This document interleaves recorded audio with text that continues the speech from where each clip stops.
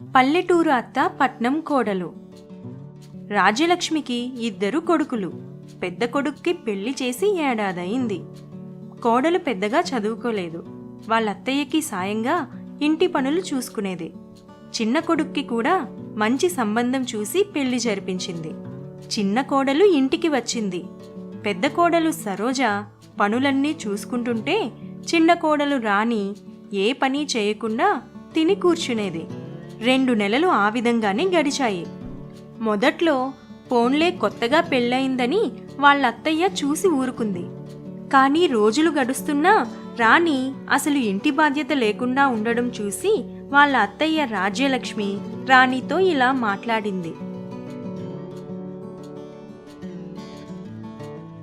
చూడమ్మా రాణి, మీ అక్క సరోజనే ఇంటి పనులన్నీ చూసుకుంటుంది.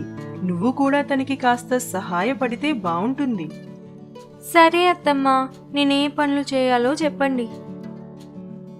సరోజ వచ్చినప్పటి నుండి వంట వార్పు తనే చూసుకుంటుంది. కూరగాయలు సరుకులు కూడా తనే పట్టుకొస్తుంది.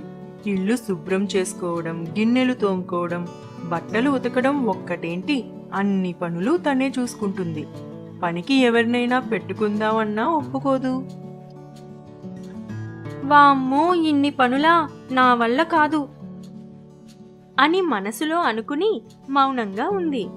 కాని ఏ పని చెయ్యకపోతే వాళ్ళత్తయ్య ఒప్పుకోదని, అత్తమ్మా, అక్క ఏ పని చేసినా ఆ పనిలో నేను సాయం చేస్తాను అని చెప్పి పక్కకు వెళ్ళి, సరోజక్క ఎలానూ చదువుకోలేదు, నాకున్నంత తెలివి కూడా లేదు, తన పక్కనే ఉండి ఏదో ఒక పని చేస్తున్నట్లు నటిస్తే సరిపోతుంది. ఆ మరుసటి రోజు సరోజ రాణి 2 కలిసి మార్కెట్కి వెళ్లారు. సరోజనే కూరగాయల కొట్లన్నీ తిరిగి కూరగాయలు కావలసిన సరుకులన్నీ కొంది.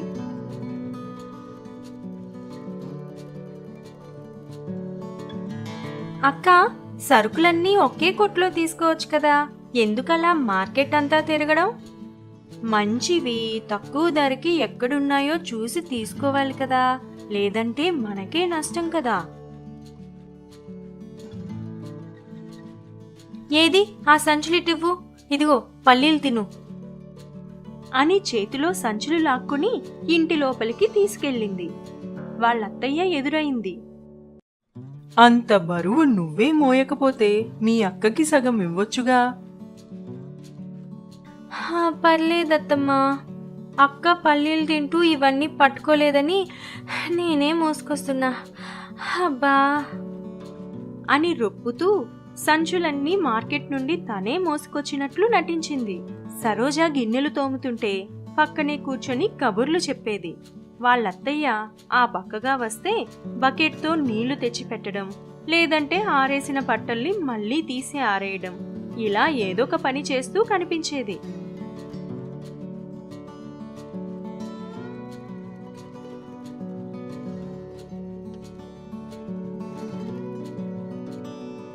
నువ్వేమన్నా పనుంటే చూసుకో అక్క, నేను అత్తమ్మకి కాఫీ ఇస్తాలే.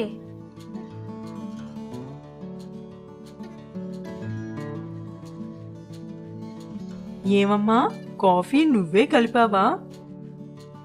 అవునత్తమ్మా, తాగి ఎలా ఉందో చెప్పండి.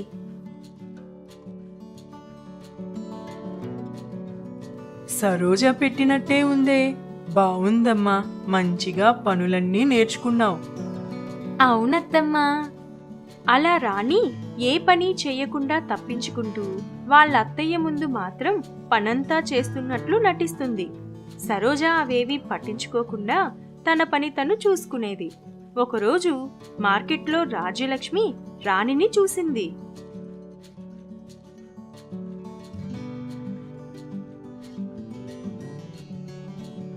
ఆ తరువాత రోజు రాజ్యలక్ష్మి సరోజని పిలిచి మాట్లాడింది. రాణి తనకి ఏ పనిలోనన్నా సాయపడుతుందా అని అడిగింది. రాణి చాలా మంచిదత్తమ్మా, ఏ పని చేసినా నా పక్కనే ఉంటుంది, ఒక్క క్షణం కూడా నన్ను వదలదు. సరోజ అమాయకత్వం వాళ్ళత్తయ్యకి ముందే తెలుసు. చాటుగా ఉండి రాణిని రోజూ గమనించడం మొదలుపెట్టింది. తను వేస్తున్న నాటకాలన్నీ రాజ్యలక్ష్మికి తెలిసాయి. మా అత్తమ్మ ఎంత పిచ్చిదంటే నేనేం చెప్పినా నమ్మేస్తుంది. ఇక సరోజక్క అయితే పల్లెటూరి దద్దమ్మ, 2 మాటలు చెప్పి పొంగిస్తే చాలు పనంతా తనే చేస్తుంది. వాళ్ళత్తయ్య చాటుగా ఆ మాటలు వింటుంది. ఏంటి పల్లెటూరి దద్దమ్మా, నువ్వు అమెరికా నుండి వచ్చావు మరి? పక్క టౌన్ నుండేగా. మా ఊర్లో మాటే నిజం, మనసే మంచి అనుకుంటాం. సిటీలో పెరిగి ఇన్ని వేషాలేస్తున్నావు, పైగా మమ్మల్నే దద్దమ్మలంటావా? నీకు నా తెలివేంటో చూపిస్తానుండవే అని రాజ్యలక్ష్మి మరుసటి రోజు సరోజ రాణి మార్కెట్కి వెళ్తుంటే, అమ్మా సరోజ, రాణి అన్ని పనులు చక్కగా నేర్చుకుందిగా, బజారు తను చేసుకొస్తుందిలే. కాస్త తలనొప్పిగా ఉంది, నీ చేతులతో కాస్త తల మర్దన చెయ్యమ్మా. ఇక రాణి తప్పక తనే వెళ్ళి కూరగాయల్ని కొని తెచ్చింది. మధ్యాహ్నంకి వంట చేస్తుంటే సరోజని పిలిచి, సరోజ, అలా మన తోట వరకు వెళ్ళొద్దాంరా. రాణి వంట చేస్తుందిలే, ఎప్పుడూ అలా వంటగదిలోనే ఉండిపోతావే. నువ్వన్నా చెప్పమ్మా రాణి. ఆ వెళ్ళక్కా, నేను చూసుకుంటాలే. అలా ప్రతి పనిలోనూ సరోజని తప్పిస్తూ రాజ్యలక్ష్మి రాణితోనే పనులు చేయిపిస్తుంది. కొన్ని రోజులకి రాణికి తన వేషాలు ఇక పని చేయవని అర్థమైంది. వాళ్ళత్తయ్య దగ్గరకు వెళ్ళి పనంతా తను చేయలేకపోతున్నానని చెప్పింది. ఏంటత్తమ్మా, అక్క లేకుండా పనులన్నీ నాతోనే చేయిస్తున్నారు, ఇలా అయితే నా వల్ల కాదు. అవునా తల్లి, ఇప్పటికైనా అర్థమైందా? నీకు బుద్ధి రావాలనే ఇలా చేశాను. సరోజ కష్టపడుతుంటే ఊరికే చూస్తూ కబుర్లతో కాలక్షేపం చేశావుగా. నీది సిటీ తెలివైతే నాది మా ఊరి తెలివి. ఇక్కడంతా ఒకరికొకరం సాయం చేసుకుని కలిసే ఉంటాం. అత్తమ్మా, పనుల నుండి తప్పించుకోవడానికి అలా చేశాను, నన్ను క్షమించండి. ఇంకెప్పుడు ఇలా చేయను. ఒంటరిగా కష్టపడటం ఎంత కష్టమో నాకు తెలిసొచ్చింది అని రాణి అప్పటి నుండి బుద్ధి తెచ్చుకుని సరోజతో పాటు తను కూడా బాధ్యతగా ఉండటం నేర్చుకుంది. ఇంటి పని, వంట పని చేయడం భారం కాదని, అది తన బాధ్యతని తెలుసుకుంది. గయ్యాళి కోడళ్ళు. జానకిపురం అనే ఊర్లో సుందర్రావు వ్యవసాయం చేసేవాడు. అతనికి 4 కొడుకులు. ఆ ఊర్లో అతనికి కొన్ని ఎకరాల పంట భూములు, పాడి పశువులు ఉన్నాయి. కొడుకులందరూ చదువుకొని ఉద్యోగ వ్యాపారాల్లో స్థిరపడ్డారు. సుందర్రావు భార్య పేరు రమాదేవి. తనకి భర్తే దైవం.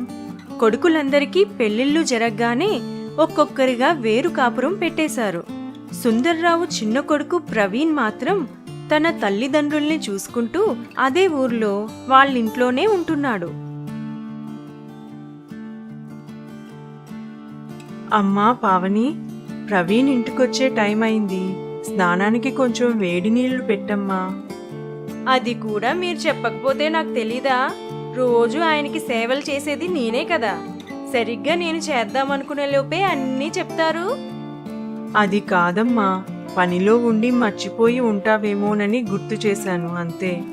అయినా పెళ్లి చేశాక వాడి బాధ్యతంతా నువ్వే చూసుకుంటున్నావని నాకు తెలీదా? అవునవును, మీకన్నీ తెలుసు. ప్రవీణ్ వచ్చాడు, అన్నం పెట్టమ్మా. బయటకు వెళ్తున్నాడు, ఎదురెళ్ళమ్మా. ప్రవీణ్కి ఏం కావాలో చూడమ్మా అని అన్నీ చెప్పడం దేనికో నాకు తెలీదా? అమ్మో, మా అమ్మకి నేనంటే ఎంత ప్రేమో అని ఆయన అనుకోవాలనే కదా ఈ వేషాలన్నీ. వేషాలు వేయాల్సిన అవసరం నాకేంటమ్మా? వాడు నా కొడుకు. అందరు కొడుకులు ఎవరి దారిన వాళ్ళు వెళ్ళిపోయారు. నాకేం కర్మో, ఇలా స్వేచ్ఛ లేకుండా పోయింది. ఎక్కడ ఈయన కూడా వేరుగా వెళ్తాడేమోనని కొడుకుని తెగ కలవరిస్తున్నారు. పావని అలా నోటికొచ్చినట్టు మాట్లాడుతుంటే రమాదేవి బాధపడి తన గదిలోకి వెళ్ళిపోయింది. కాసేపటికి సుందర్రావు ఇంటికి వచ్చాడు.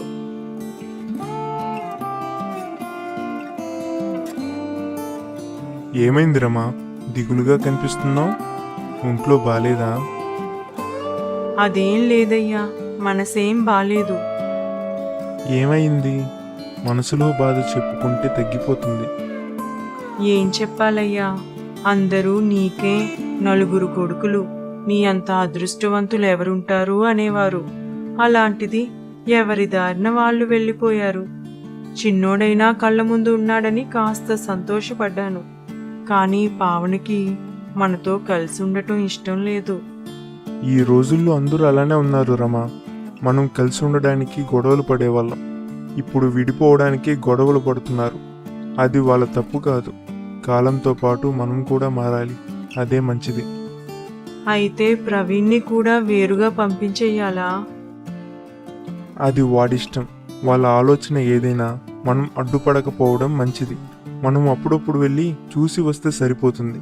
వాళ్ళు ఎక్కడున్నా వాళ్ళ సంతోషమే కదా మనకు కావాలి.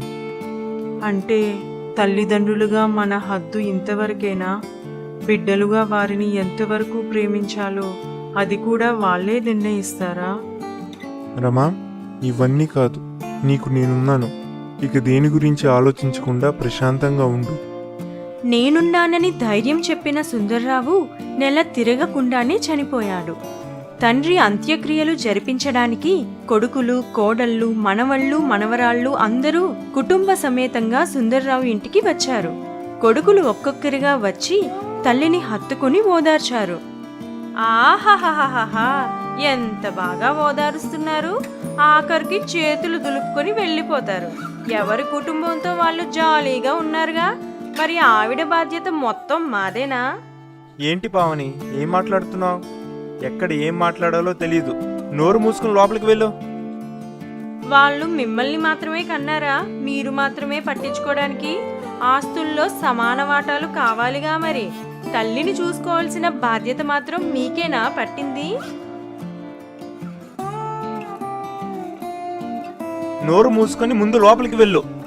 ఆ దెబ్బకు అక్కడ కొంత నిశ్శబ్దం చోటు చేసుకుంది. పావని సణుగుకుంటూ లోనికి వెళ్ళిపోయింది. రమాదేవి తన భర్త ఫోటో ముందు కూర్చొని ఏడుస్తూ ఉంది. ఇన్నేళ్లుగా ఎప్పుడూ నా పక్కనే ఉన్నావు కదయ్యా. ఒక్కసారిగా ఒంటరిదాన్ని చేసి వెళ్ళిపోయావు. ఎవరున్నా లేకపోయినా నాతో నువ్వుంటావనుకున్నాను. కానీ అందరూ నా పక్కనే ఉన్నా నువ్వు లేకపోయేసరికి నాకు ఎవరూ లేరనే అనిపిస్తుంది. నేను నీ దగ్గరకు వచ్చేస్తాను అంటూ రమాదేవి తన భర్త ఫోటోను హత్తుకుని మౌనంగా రోదిస్తుంది. ఇంతలో పెద్ద కోడలు సుగుణ ఇలా అంది. పావని చెప్పిన దాంట్లో తప్పేమీ లేదు. ఇక మామయ్య ఎలానూ లేరు కాబట్టి అత్తయ్య బాధ్యత మనందరిది. ఆమెకి ఇష్టమైతే మనందరి దగ్గర తలో 3 నెలలు ఉంటే సరిపోతుంది. ఈ ఐడియా బానే ఉంది. నాకేం అభ్యంతరం లేదు. నాకు కూడా ఓకే. కానీ ఆ 3 నెలలు ఎవరింట్లో ఉంటే వాళ్ళే ఆవిడ మందుల ఖర్చులు, తిండి ఖర్చు భరించాలి. ఆవిడికి ఏవైనా బట్టలు కొనాలంటే నలుగురం డబ్బులేసుకుని కొంటే సరిపోతుంది. అప్పుడు ఎవరికీ భారంగా ఉండదు. అవునవును, అలానే చేద్దాం. నువ్వేమంటావక్కా? ఇంకేమంటాను. ఈ విషయంలో మనం గొడవలు పడకపోతే మంచిది. పావనితో కూడా చెప్దాం పదండి. కోడళ్ళు నలుగురు తనని పంచుకోవడం చూసి రమాదేవి మనసులో ఇంకా బాధపడింది. అమ్మా సుగుణ, ప్రియా, పద్మ, పావని, ఇలా రండి. మీరెవరూ నా గురించి బాధపడొద్దు. ఆయన భౌతికంగా నాకు దూరమయ్యారు. కానీ ఆయన జ్ఞాపకాలు ఎప్పుడూ నా చుట్టూ మిగిలే ఉంటాయి. ఆయన్ని తలుచుకుంటూ నా జీవితం నేను ఇక్కడే గడిపేస్తాను. మీరందరూ ఎవరి ఇళ్లకు వాళ్ళు వెళ్ళండి. అమ్మా పావని, నువ్వు కూడా నీ భర్తని తీసుకుని నీకు నచ్చిన చోటుకి వెళ్ళు అని చెప్పి రమాదేవి తన గదిలోకి వెళ్ళిపోయింది. కొడుకులందరూ వాళ్ళమ్మకి నచ్చచెప్పే ప్రయత్నం చేశారు. మరి రమాదేవి ఏం నిర్ణయించుకుందో తరువాయి భాగంలో చూద్దాం. ఈ కథపై మీ అభిప్రాయాల్ని కామెంట్స్లో తెలియజేయండి. మా ఛానల్ని సబ్స్క్రైబ్ చేసి మమ్మల్ని సపోర్ట్ చేయండి.